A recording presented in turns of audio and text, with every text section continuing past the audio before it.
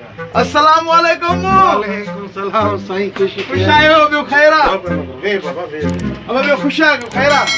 अदा माके राग गहणो अदा माके लाउड ता दियो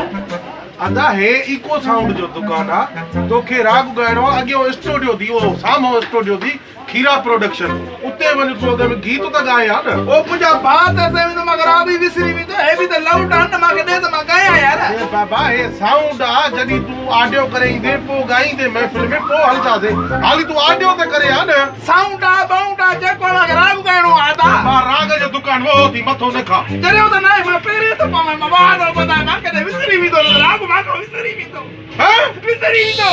का विसरी तू राग राग की विसर तो याद हो तो ही न अब आ देखो